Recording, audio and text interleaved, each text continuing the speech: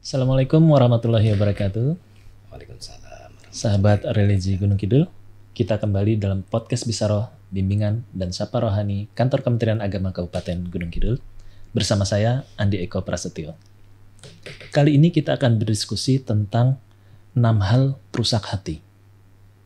Telah hadir bersama kita Kepala Seksi Pendidikan Agama Islam Kantor Kementerian Agama Kabupaten Gunung Kidul, Bapak Fakih Somadi, SAG MPDI. Assalamualaikum Bapak Fakih. Waalaikumsalam warahmatullahi wabarakatuh. Pak Andi. Sehat ya di bulan Ramadan ini? Sehat, alhamdulillah. Alhamdulillah. Terkait tema ini, di dalam bulan Ramadan, kita tidak hanya menahan lapar dan haus saja, tetapi juga kita perlu mengendalikan hal-hal lainnya. Nah, di sini dari materi jenengan terkait 6 hal perusak hati. Bisa tolong dijelaskan Bapak? Oke, Pak Andi. Menarik sekali Pak Andi. Dalam bulan Ramadan ini yang kita kejar bukan hanya sekedar kuantitas, tetapi kita harus mencari kualitas.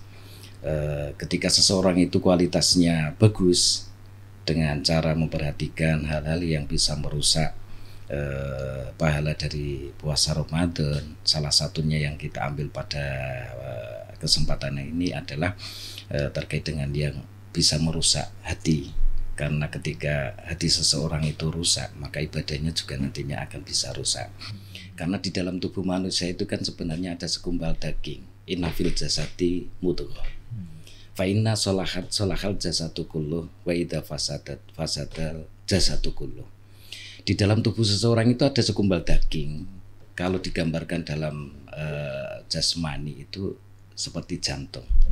Kalau jantung seseorang itu baik, maka peredaran darah itu juga lancar, maka fisik seseorang itu juga akan bisa sehat. Ketika jantung itu rusak atau tidak baik, maka juga anggota badan yang lain juga akan rusak, fisiknya juga akan rusak atau tidak sehat. Demikian pula kalau jantung itu dalam hal ini kita ambil adalah hati. Hati itu ketika seseorang punya hati yang baik, bersih, maka dalam peribadatan pun juga nanti akan berkualitas. Demikian Mas. Baik.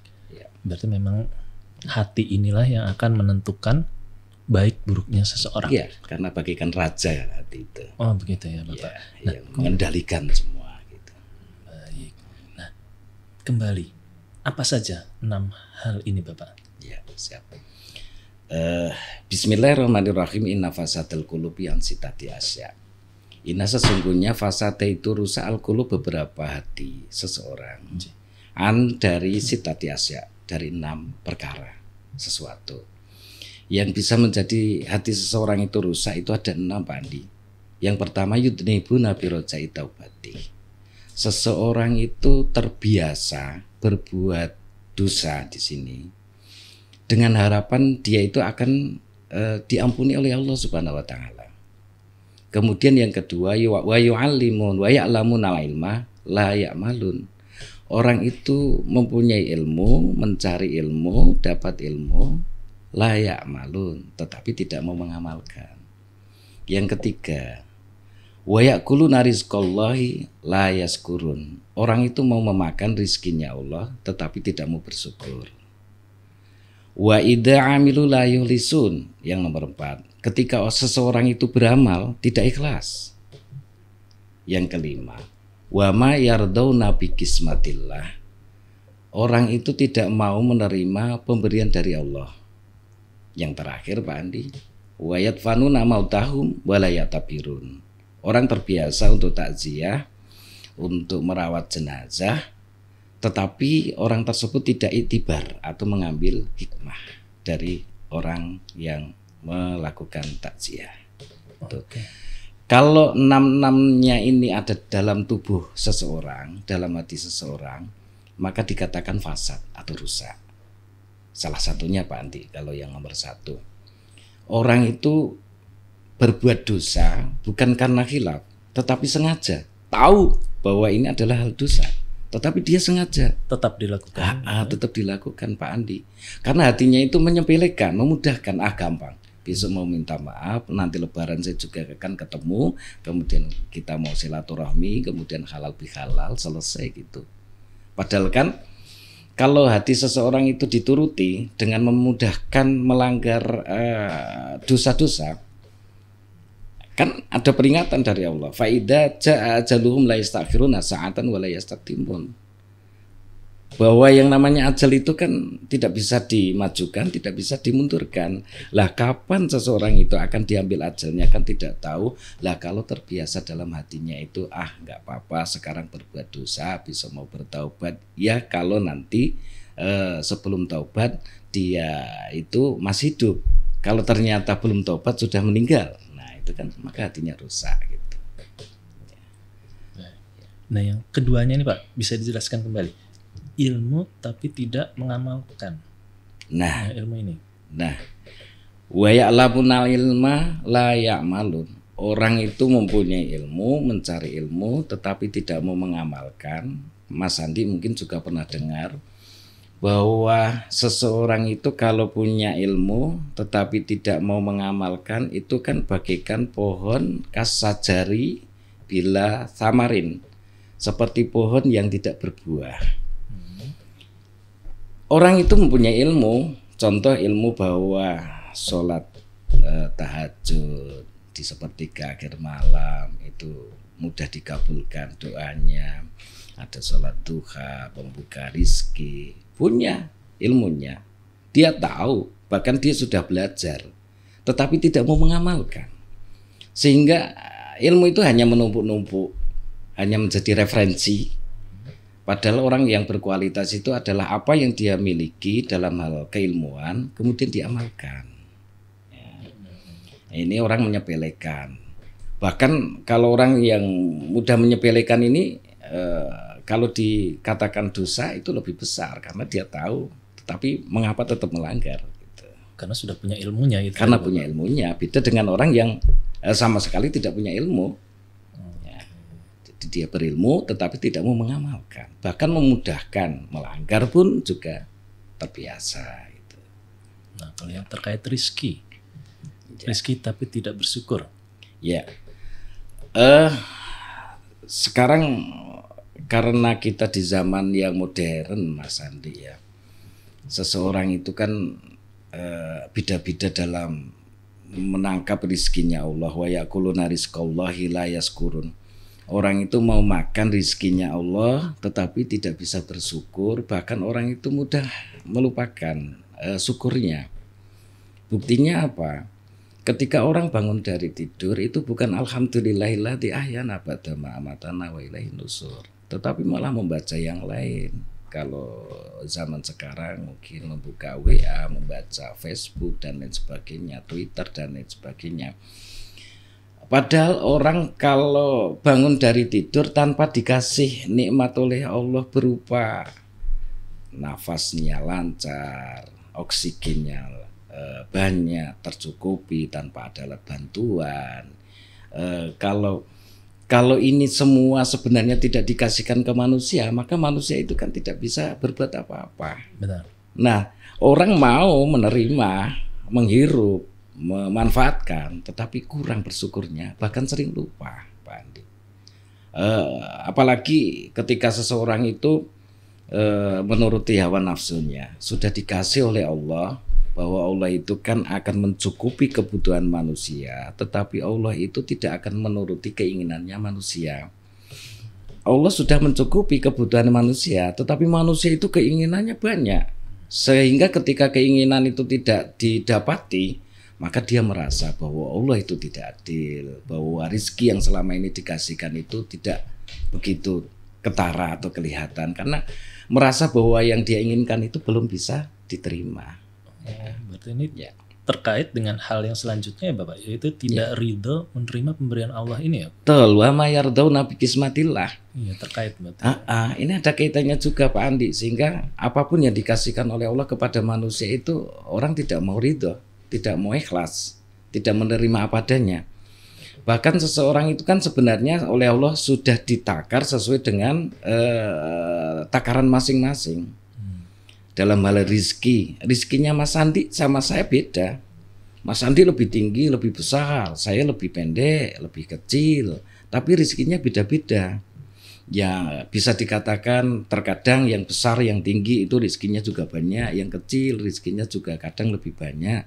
Lah, pembagian ini kan sudah diatur oleh Allah Subhanahu wa taala. Tetapi sering sekali hati seseorang itu mati kalau dalam dirinya, dalam hatinya itu merasa bahwa apa yang dikasihkan kepada dirinya itu tidak sesuai dengan keinginannya sehingga tidak ridho, itu hatinya sakit gitu.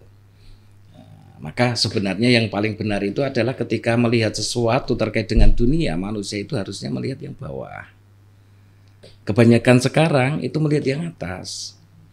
Bahkan ketika melihat seseorang itu sukses itu bukan prosesnya, tapi hasilnya.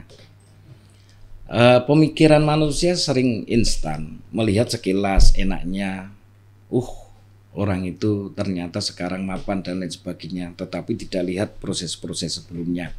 Demikian pula dirinya itu merasa bahwa pinginnya apa-apa ada, apa-apa tercukupi, tidak mau berusaha, tidak mau berikhtiar gitu.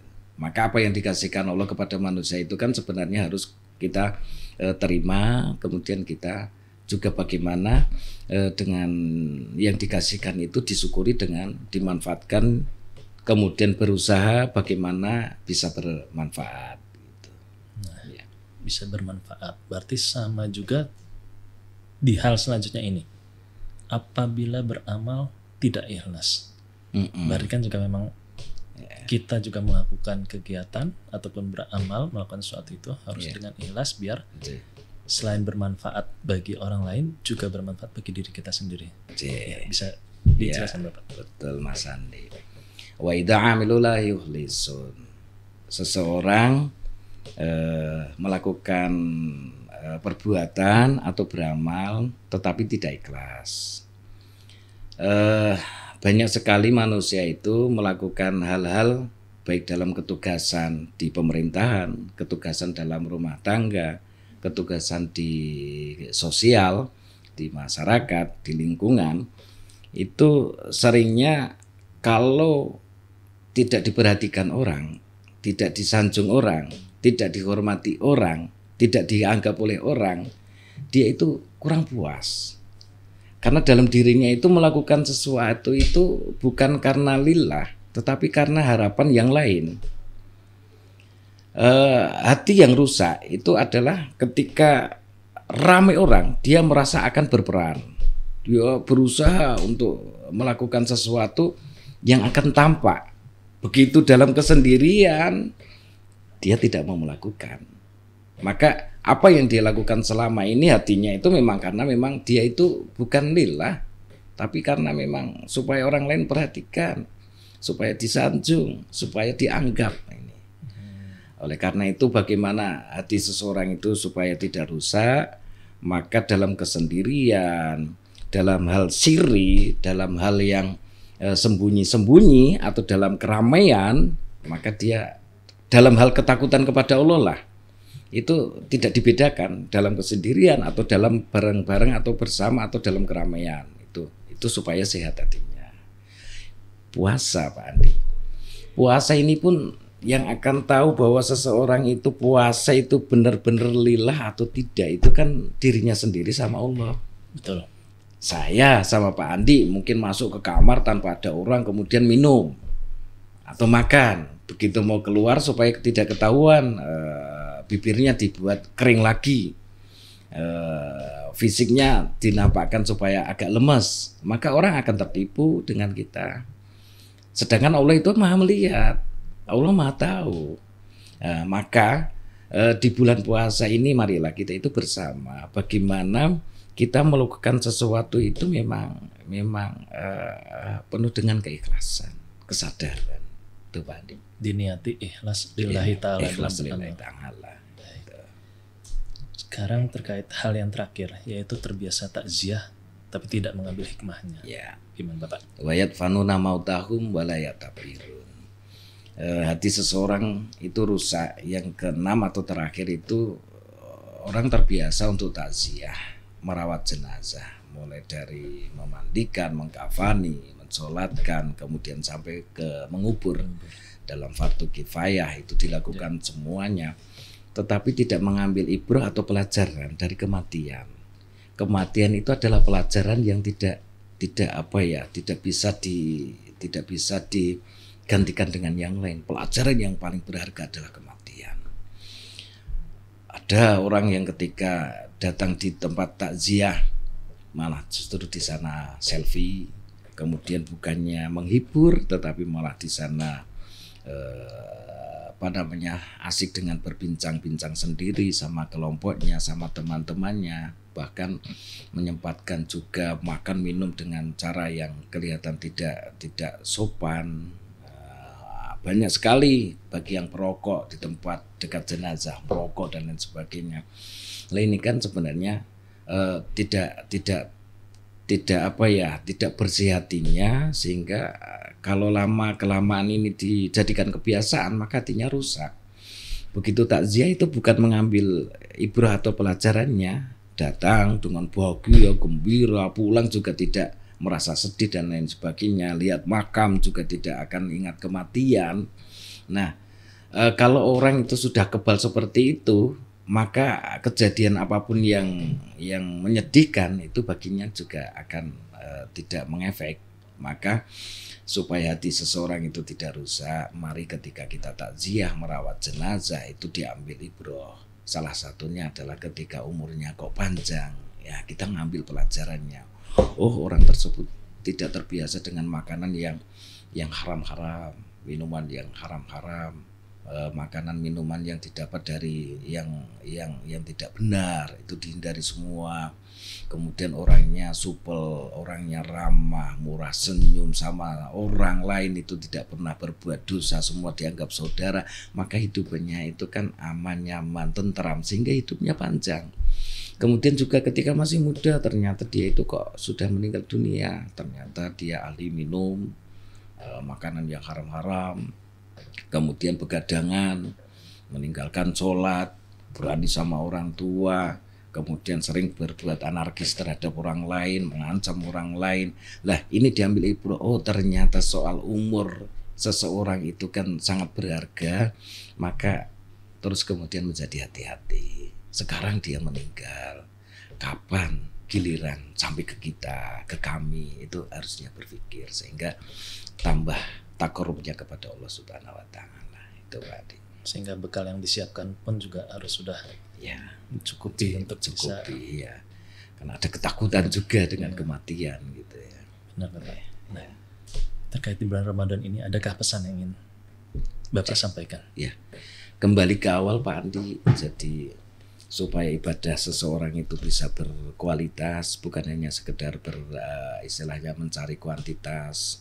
Contohnya ya sholat, ya taraweh, yang baca Quran, kemudian juga saum atau siam, imsak, menjaga, menahan, tetapi hanya rutinitas tanpa diawali dengan ilmu atau didasari dengan ilmu, sehingga ibadahnya itu berkualitas. Kalau sudah berkualitas maka akan seperti yang digambarkan.